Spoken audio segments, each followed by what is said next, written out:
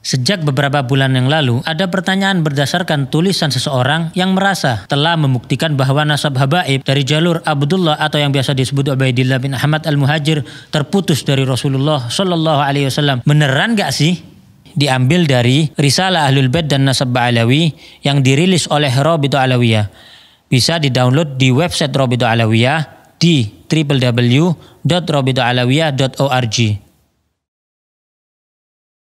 Penuduh mendasari pernyataannya dari setidaknya 2 kitab yang dijadikan hujjah, yakni Syajaratul Mubarakah yang diklaim karya Imam Fakhrur Razi dan Tahdzibul Ansab karya Al-Ubaidili. Dikatakan bahwa dalam kedua kitab tersebut tidak ada nama Ubaidillah bin Ahmad al-Muhajir, ayah dari Alawi yang wafat abad 4 Hijriah, datuknya para Alawiyin. Bahkan dikatakan bahwa kemungkinan nama Ubaidillah adalah fiktif yang diada-adakan. Wow, yuk bedah satu-satu. Syajaratul Mubarakah diklaim sebagai kitabnya Imam Fakhrur Razi, yang mana beliau adalah imam besar Ahlus Sunnah wal Jamaah berakidah Al-Asy'ari, juga panutan para habaib. Tapi janggalnya, kitab tersebut tidak pernah tercatat dalam sejarah sebagai kitab beliau. Kok bisa? Di dalam kitab-kitab ulama besar Ahlus Sunnah yang sangat mengenal Imam Fakhrur Razi secara detail, tidak ada yang menyebutkan kitab tersebut sebagai karya tulis beliau. Seperti Az-Zirikli dalam Al-Alam, Al-Hamawi dalam Mu'jam Udaba, dan Ibnu Khalikan dalam Wafiyatul A'yan. Tidak ada satupun yang menyebutkan kitab ini dalam karya Imam Fakhruddin Ar-Razi yang wafat pada tahun 606 Hijriah. Kitab ini baru ditemukan di tahun 1418 Hijriah seperti yang tertulis di halaman 13 kitab tersebut, yang artinya ditemukan tahun 1997 Masehi atau baru 26 tahun yang lalu. Luar biasa. Ternyata yang mengatakan kitab ini sebagai kitab Imam Fakhrur Razi, sebagaimana tertulis pada kitab tersebut di halaman 12-nya, bernama Al-Mar'ashi An-Najafi, yang menemukan kitab tersebut dan memerintahkan muridnya Mahdi Ar-Raja'i mentahqiq atau menulis kembali kitab ini. Kok bisa kitab tersebut tersembunyi dan baru muncul 812 tahun setelah wafatnya Imam Fakhrur Razi? Jika memang penuduh yakin, maka datangkanlah kepada kami satu bukti tertulis pada abad 7, 8, 9 atau bahkan 10 Hijriah dari ulama Ahlus Sunnah ternama yang menyebutkan ini adalah kitab Imam Ar-Razi. Dan bagaimana mungkin menisbatkan kitab yang baru ditemukan kemarin sore sebagai kitab abad ke-6? Penuduh cenderung selalu menghindar dari pertanyaan ini. Penuduh berdalih bahwa si penemu kitab dan pentahqiqnya pun pada halaman 11 mengakui bahwa beliau terkejut saat menemukan kitab ini. Dan gak perlu penuduh meminta Rabithah Alawiyah ngecek ke perpustakaan di Istanbul, karena Rabithah tidak dalam keraguan sedikit pun. Justru penuduh yang harus mendatangkan bukti dari abad awal.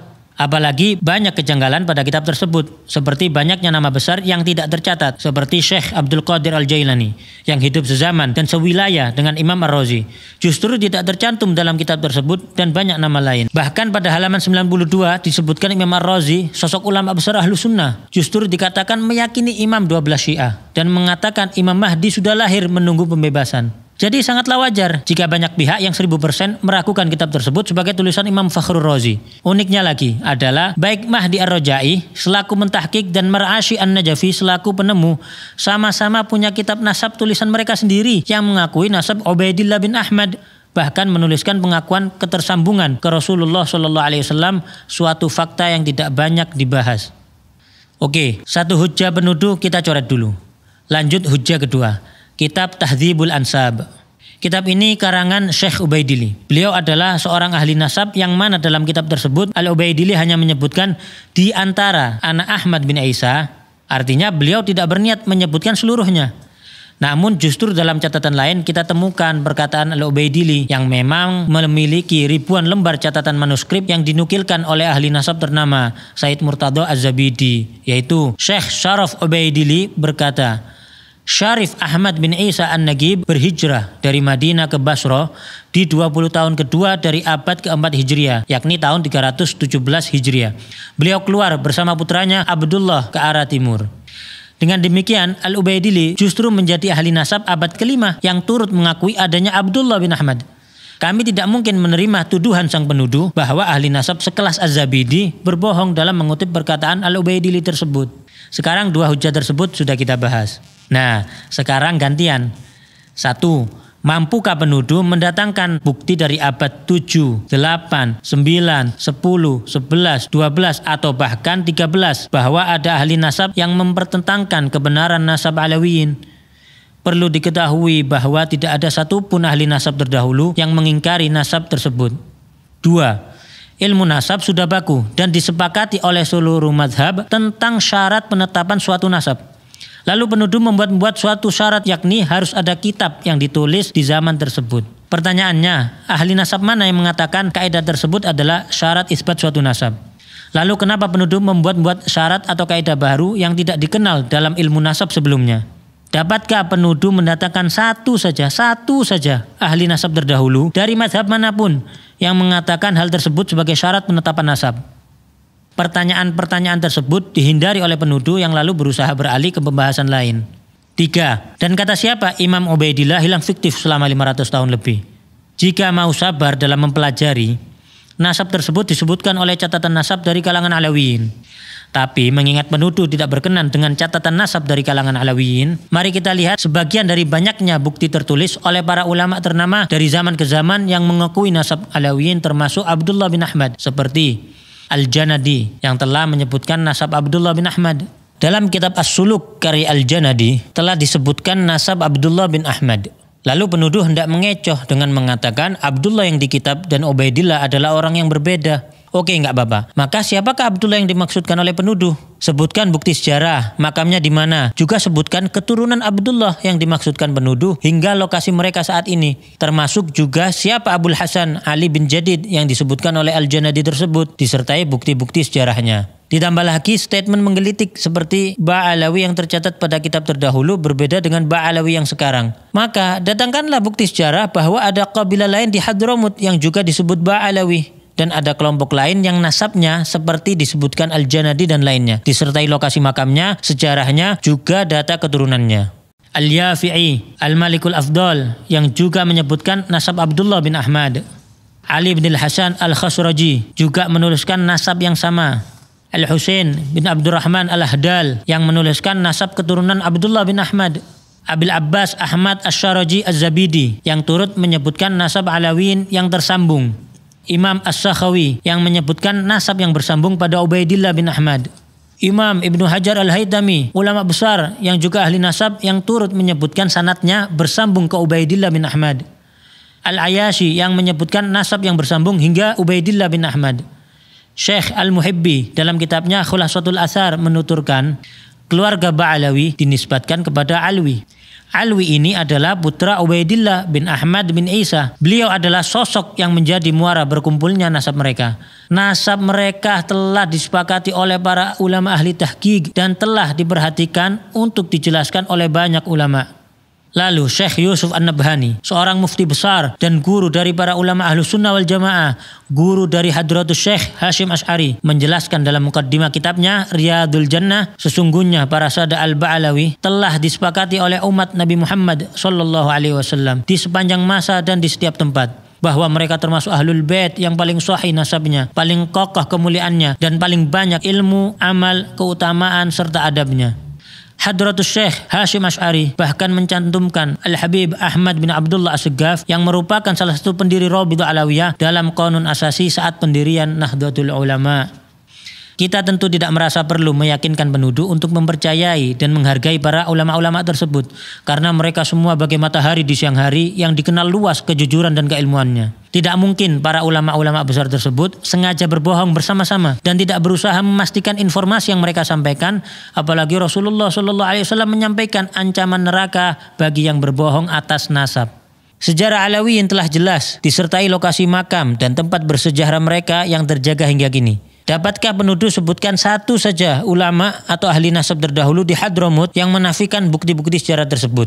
Lalu apakah catatan nasab Rabithah Alawiyah diakui ahli nasab dan naqabah internasional? Tentunya tidak hanya sekedar surat dengan cap dan tanda tangan. Hubungan dengan ahli nasab dan naqabah di Yaman terjalin dengan baik. Naqabah Mesir yang beberapa kali berkunjung ke Rabithah Alawiyah. Naqabah Al-Idrisi Al-Hasani Libya yang memiliki hubungan baik dengan Rabithah Alawiyah. Syekh Dr. Muhammad Asy-Syuhumi Al-Idrisi bahkan mengatakan, bisa saya katakan bahwa paling bagusnya Rabithah dari semua Rabithah yang mencatat garis keturunan anak cucu Nabi Muhammad SAW, yang paling bagus adalah Rabithah yang ada di Indonesia, yang paling teratur dan paling memiliki kesemangatan untuk memperbaiki, termasuk adanya takrir pengakuan nasab Alawiyin oleh Imam Yaman Yahya Hamiduddin, juga takrir di Hijaz yang terdapat dalam tulisan Syarif Ibrahim bin Mansur Al-Amir. Bahkan Alawiyin beberapa kali dipercaya menjadi pimpinan Naqabatul Ashraf di Hijaz, Makkah dan Madinah hingga masa pemerintahan Utsmani. Alawiyin tidak sedikit pun ditolak atau diragukan untuk memimpin para keturunan Rasulullah di Hijaz atau di Yaman oleh para ulama besar setempat dan para keturunan lainnya. Salah satunya yaitu Al-Habib Alwi bin Ahmad As-Siggaf, mufti madhab Syafi'i di kota Mekkah pada zamannya, dan pengarang kitab Tarsyihul Mustafidin, salah satu kitab fikih rujukan para ulama dunia termasuk di Nusantara. Lalu penuduh rajin sebut tes DNA sebagai solusi. Mungkin informasi tentang fatwa larangan menggunakan tes DNA untuk nasab yang jauh belum sampai kepada penuduh, yakni Lembaga Internasional Rabithah Alam Islami di Hijaz, Darul Ifta Qatar, dan Darul Ifta Mesir yang telah memberikan fatwa melarang isbat nasab jauh melalui tes DNA. Atau menuduh jumlah keturunan ke-38 sampai 44 sebagai tidak logis. Maka penuduh perlu melihat jumlah keturunan dari jalur keturunan Rasulullah lainnya selain Alawiyin, yang ternyata juga di range yang sama. Karena coba-coba hitung pakai kalkulator, ternyata justru beresiko malah jadi menafikan adanya keturunan Rasulullah SAW. Bukti bahwa nasab tersebut sudah memenuhi syarat syuhrah wal istifadhah juga tidak terbantahkan dengan tidak adanya penolakan dari abad ke abad. Juga diakui oleh para ulama besar dan ahli nasab dari masa ke masa. Tidak disebutkannya sebuah nama pada suatu kitab nasab tidak dapat diartikan orang tersebut tidak ada atau bahkan fiktif, karena terdapat ulama dan ahli nasab thiqah lainnya yang menulis dan menambahkan. Maktab Daimi di dalam Rabithah Alawiyah ditujukan untuk melanjutkan catatan-catatan nasab dari para pencatat terdahulu kalangan Alawiyin untuk diteruskan di Indonesia demi menjaga keberlangsungan dan pemutakhiran catatan nasab tersebut. Jadi, meski didirikan tahun 1928, catatan nasab yang digunakan bersambung sanadnya dari ahli keluarga dan nasab zaman ke zaman. Tentu kita bersyukur kepada Allah Subhanahu wa taala. Terdapat para kiai, ulama, dan banyak pihak yang berdiri membela para habaib. Jika ada beberapa oknum habaib yang belum mengikuti kemuliaan akhlak dan kesolehan datuk-datuknya, maka kami memohon doa antum semuanya agar Allah Subhanahu wa taala memudahkan langkah mereka menuju kebaikan. Nasab yang bagus itu bukan untuk membanggakan diri, bukan untuk meremehkan orang lain. Nasab yang bagus itu adalah tuntutan bagi kamu. Kamu harus seperti datuk-datuk kamu yang baik, yang soleh. Dulu kakek-kakek kita itu dicintai masyarakat karena kontribusi sosialnya yang nyata di masyarakat. Masyarakat menyaksikan akhlaknya yang mulia, ilmunya yang luas. Kemudian bagaimana ketika duduk bersama datuk-datuk kita, mereka bisa mendapatkan solusi atas semua permasalahan hidup mereka. Kita sudah jauh berbeda dengan mereka saat ini. Bukan malah nasab itu dikapitalisasi, dijadikan kebanggaan karena tidak ada gunanya sama sekali. Anda tidak mendapatkan ini dari usaha Anda. Dan kepada para habaib yang telah berusaha melanjutkan estafet keilmuan, akhlak, juga kontribusi bermasyarakat sebagaimana datuk-datuknya, maka kami mohon doa agar mereka pun diberi kekuatan oleh Allah untuk dapat istiqamah. Rasulullah SAW bersabda, barang siapa mengaku-ngaku nasab atau keturunan yang dia sendiri tidak mengetahuinya, maka jadi kafirlah ia kepada Allah. Dan barang siapa mengingkari nasab walaupun samar nasab tersebut, maka kafirlah ia kepada Allah. Barang siapa yang mengaku ayah kepada selain ayahnya atau bersandar kepada yang bukan walinya, maka laknat Allah juga para malaikat dan semua manusia menimpa mereka, dan pada hari kiamat Allah tidak akan menerima dari mereka baik yang fardu maupun yang sunnah. Kita justru banyak melihat kalangan Alawiyin melahirkan banyak ulama, orang-orang soleh, wali-wali besar, dan banyak yang berakhir husnul khatimah dengan wafat setelah syahadat, dalam kondisi sholat, membaca Al-Quran, maupun ibadah lainnya. Jauh dari tuduhan kaum terlaknat atau pembohong. Namun kami peringatkan, janganlah kita mencaci para penuduh, menghina mereka, atau berlaku kasar pada mereka. Karena setiap manusia pasti berbuat kesalahan. Dan kesalahan tidak menjadikan pelakunya terhina selama ia memperbaiki kesalahannya serta bertaubat kepada Allah Subhanahu wa taala. Semoga Allah Subhanahu wa taala memberikan taufik dan hidayah bagi kita semua. Dan semoga umat ini dipenuhi rasa saling menghargai, menghormati, dan saling mencintai karena Allah Subhanahu wa taala. Gak perlu izin untuk share, download, re-upload video ini. Justru menjadi hujah bagi kamu yang telah berperan dalam menyebarkan hal ini kepada seluruh kalangan.